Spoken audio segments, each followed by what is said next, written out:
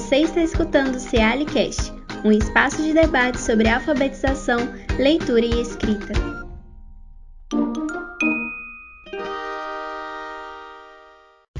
Olá, eu sou Davi Alfeu, jornalista do Ceali, e hoje nós vamos continuar a nossa conversa com as professoras Maria Beatriz Vasconcelos e Maria Carolina Silva, do Centro Pedagógico da UFMG, sobre os contos de fada na alfabetização. Se você ainda não ouviu a parte 1, volte ao episódio anterior e ouça antes de continuar.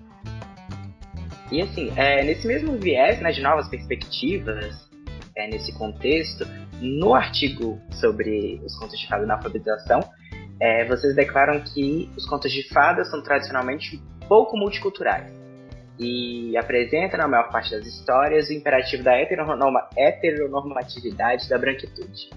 Esse é um tópico que está cada vez mais em voga, nas discussões sobre educação também, entre outras diversas áreas. Eu queria ouvir um pouco de vocês sobre qual vocês acham que é a importância de inserir essas novas perspectivas multiculturais dentro da educação infantil. Bom, eu acho que a Bia já falou muitas dessas questões quando ela apresentou ali como esses contos atuam na produção de gênero, E a gente vê essa necessidade cada vez maior de trazer essas discussões multiculturais para a escola de modo geral, desde a educação infantil, passando pelo ensino fundamental, ensino médio e educação superior. Nós vivemos hoje numa sociedade que é multicultural. Então não faz sentido que a gente crie nas escolas uma barreira para a inserção dessas temáticas. Essas temáticas multiculturais precisam estar presentes na escola porque elas fazem parte da vida das crianças nos diversos contextos que elas vivenciam. Então nós entendemos que é importante sim incluir essas temáticas e que esses contos, sobretudo os contemporâneos, eles apresentam uma possibilidade de trazer histórias que não se reduzam a esse ideal de heteronormatividade de branquitude. Uma pesquisadora que também é da nossa linha de pesquisa, Daniela Freitas, que analisou kits de literatura infanto-juvenil disponibilizados pela Prefeitura de Belo Horizonte, que trabalhavam a temática étnico-racial, ela fala que é urgente considerarmos que histórias voltadas para crianças não se constituem só de encanto e diversão. Elas também produzem sentido sobre o mundo e as coisas do mundo, ensinam sobre raça, etnia, gênero, instituem normas e governam condutas. Então nós entendemos que isso é um aspecto importante para a gente inserir, tanto para que haja uma identificação daquelas crianças que estão fora desse ideal de heteronormatividade, de branquitude, para que elas possam também se ver representadas nas histórias e no espaço escolar, como para que a gente possa produzir uma sociedade mais plural e que respeite e que entenda que a diferença é constituinte daquilo que nós vivenciamos, do mundo que nós vivenciamos hoje. Então nós entendemos que esse é um tópico importantíssimo de ser abordado na escola e que os contos contemporâneos possibilitam isso e os contos tradicionais possibilitam desde que seja feita uma mediação que permita problematizar esses aspectos aí que eles reiteram. Então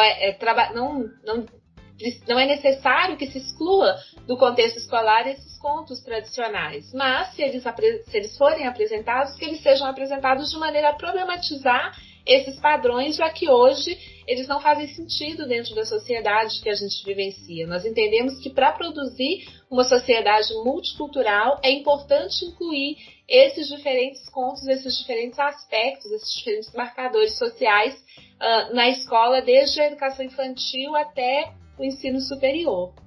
É isso. Inclusive, o que me trouxe a pesquisar gênero e contos de fadas foi um estranhamento, uma certa inquietude de perceber o quanto os contos de fadas clássicos, tradicionais, como eu já disse aqui, escritos por homens, preconizando marcas de gênero tão prevalentes, tão desiguais com relação a todas as questões que a gente vivencia socialmente, pensando em gênero, junto às crianças tão pequenas, Crianças que a literatura, nessa interação com a literatura, toma aqueles modelos como sendo verdade, para o faz de conta, para a imaginação, para a brincadeira. Então a gente observa que o que ainda acontece nos espaços, especialmente da educação infantil, é a força desse atravessamento do discurso do letramento literário, do discurso pedagógico e do psicanalítico justificando e trazendo um significado muito importante do uso dos contos de fadas. E claro, né, isso é extremamente legítimo, é importante para qualificar as práticas literárias junto às crianças. No entanto, o discurso multicultural, ele pode agregar elementos a esse currículo, como a Carol falou. Não precisa tirar de cena, não é essa a ideia aqui, né, defendida, tirar de cena os contos tradicionais. Mas é importante trazer uma perspectiva menos hegemônica, mais plural, né, diversificar a oferta pensando, claro, na qualidade literária, né, nos modelos de feminilidade e masculinidades que estão postos, né, nessa literatura, quais os ensinamentos, né, condutas, quais os posicionamentos de subjetividades, corpos e existências que estão presentes nessas histórias. Então, pensar sobre uma concepção multicultural tende a operar deslocamentos muito importantes no sentido de ensinar, de produzir outros modos, né, de validar outras formas, outras verdades de viver em sociedade, né? A gente vive um tempo tão singular em que a gente pode contar com muitas publicações divertidas, de qualidade, que recontam e adaptam muitas histórias clássicas, que expressam o que a professora Mônica Baptista tanto nos ensina sobre a importância da presença da bibliodiversidade nas bibliotecas. Então não faz mais sentido, né, a gente continuar reforçando apenas a presença de histórias clássicas como sendo verdades incontestáveis. E especialmente nesse tempo de uma empreitada, né, muito conservadora com relação à discussão sobre gênero e sobre qualquer tipo de diferença nas escolas. Certinho. Só para a gente finalizar agora, né, vocês já até tangenciaram um pouco desse assunto aí no final. E outro ponto que é citado por vocês é esse contexto cada vez mais conservador que a gente como sociedade aqui no Brasil, mas no mundo em geral, né, a gente está vivendo, e como que isso afeta as escolas. Como é que vocês acreditam que esses discursos estão afetando e podem afetar, né, as salas de aula e o aprendizado dos alunos? E como que os professores podem contornar esse problema ou os problemas que isso pode ocasionar? Bom, eu penso que não só podem, como já afetam drasticamente as experiências das crianças na escola e na vida, na verdade, né?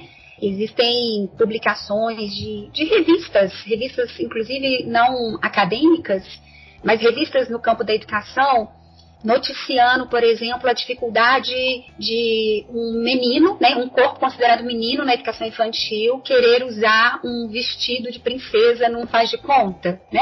Como que é delicada essa situação, lidar com essa situação ali, currículo escolar, né, nas socializações entre as crianças. E todo esse movimento que a gente vem vivenciando nos últimos anos de avanço dessas pautas, dos grupos de extrema-direita, neoconservadores, grupos como Escola Sem Partido, que atacam com qualquer criação, né, com essa criação fantasiosa, na verdade, sobre ideologia de gênero, e que defende essa lógica homogeneizante, né, essa lógica de que gênero é uma ideologia, né, esse pânico moral construído em torno desse tema. Tudo isso para convencer, para prescrever uma forma específica de ser homem e ser mulher em sociedade, já é um grande impacto, né, de limitação, de possibilidade de convivência, de formação, né, entre as crianças. No governo anterior isso ficou muito latente, publicizado, extremamente anunciado. Tivemos que respirar fundo, né, nós pesquisadoras de gênero, da educação no geral, pensar em falas de representantes desse governo anterior defendendo que no Brasil, abre aspas, né, meninos vestem azul e meninas vestem rosa, de que meninas no Brasil são princesas e meninos príncipes, né, de que agora, naquele tempo histórico, que bom que passou, né, Carol?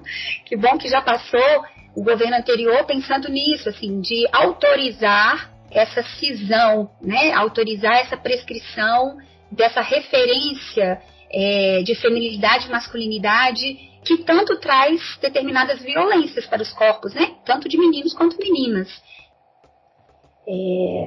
Então, todas essas referências com relação a autorizar uma maneira de ser, né, de prescrever que meninas devem ser princesas e meninos príncipes, dizem respeito a um modo único de ser, né? De não uma pluralidade, divulgados por contos publicados, como eu já disse aqui, do programa do governo anterior, né? Expressam a norma da branquitude, do amor romântico, das desigualdades de gênero, reforçando, né, como a Carol disse na questão anterior, a literatura infantil, de modo geral, ela não é só encanto, imaginação, fantasia, ela ensina, né, ela institui normas, condutas, então a gente precisa estar com esse olhar de estranhamento para pensar quais os impactos dessas referências, né, desses ensinamentos, desse tipo de literatura para as crianças. E daí você perguntou também, Davi, você comentou o que os professores e professoras podem fazer para contornar essas questões, né? Como que a gente pode agir diante desses discursos conservadores, como esses que falam que o gênero é uma ideologia e que a escola estaria atuando na produção, na deturpação dos padrões do que seria feminino e masculino. Eu acredito que o primeiro passo é que a gente esteja sempre informado a respeito do que de fato é o gênero, que gênero não é uma deturpação de padrões biológicos que existiriam antes da nossa existência, mas que o gênero é uma construção social. Então é importante que nós, professoras e professores, estejamos atentas a essa dimensão de como as nossas práticas produzem essas questões de gênero, como muitas vezes nós estamos aí atuando na reprodução desses estereótipos e desses padrões. E o segundo aspecto que a gente tem abordado muito aí nas discussões, nos estudos sobre currículo, é de que os professores e professoras produzem currículos. Eles não são meros reprodutores daquilo que existe em outros espaços, mas os professores e professoras podem criar nas suas práticas, eles podem trazer outros elementos, eles podem possibilitar que essas vidas que os padrões normativos de gênero têm tentado silenciar, têm tentado fazer como dizer que são anormais, fazer com que elas não sejam vistas como vidas válidas, nós, professores e professoras, podemos construir práticas e pedagogias nas nossas salas de aula que deem valor a essas vidas, que mostrem como elas, se elas têm sido excluídas, isso se dá pelas relações desiguais de poder que existem na nossa sociedade, e que nós podemos, no espaço escolar, construir um acolhimento a essa diferença, uma hospitalidade para essa diferença que existe na nossa sociedade, que existe em todos os espaços, e que os contos de fada, em alguns momentos, reproduzem as desigualdades e em outros abrem as portas para essa diferença, para que a gente possa trazer essas outras vozes, esses outros sujeitos que historicamente foram excluídos, que nós podemos também trazê-los para as salas de aula e para os currículos. Então, acho que acreditar que nós, docentes, podemos muito nesse espaço, como práticas de resistência a esses discursos que pretendem excluir, que pretendem produzir tristeza, e que a gente tem uma possibilidade de produzir no currículo escolar um acolhimento a essa diferença. Exatamente, Carol. Acho que é importante sempre reforçar a potência disso que a Carol trouxe, né, da nossa possibilidade de também produzir currículos. E produzindo currículos, cabe a nós também fazer uma seleção interessada. E qual que é o nosso olhar, qual que é o nosso interesse? É ter cada vez mais um espaço escolar diverso, plural. Então a gente vai buscar a presença de diferentes histórias de contos de fadas, não só as tradicionais, as versões pasteurizadas, e mesmo quando trabalharmos com as versões tradicionais, que a gente consiga ter esse olhar de problematizar as normas de gênero colocadas, né, postas ali, ditas naquelas histórias, né? Também somos produtoras de currículo e é realmente uma potência pensar nessa nossa possibilidade de fazer diferente e tornar não só a escolarização do processo de letramento e alfabetização, mas a escolarização de modo geral, continuar fazendo com que a literatura infantil dos contos de fadas esteja presente, né, na circulação entre as crianças de uma literatura tão potente, né, tão bonita, e que continue trazendo a alegria dessa fantasia, desse aspecto mágico, né, lúdico para as práticas escolares, mas de uma maneira também pensando aí em toda essa perspectiva de que essas histórias ensinam muito sobre os nossos corpos, sobre quem somos, né, como pessoas nessa sociedade. eu acho que então, com isso a gente se despede de vocês aqui no Ceali Debate. Muito obrigado, professoras, por aceitarem o convite de estar aqui com a gente hoje. E vejo vocês na próxima. Obrigada, Davi. Obrigada, Bia.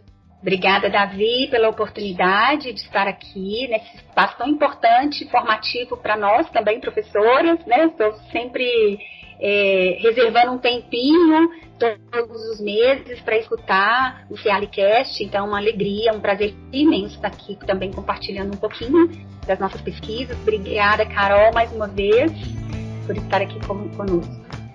Um beijo.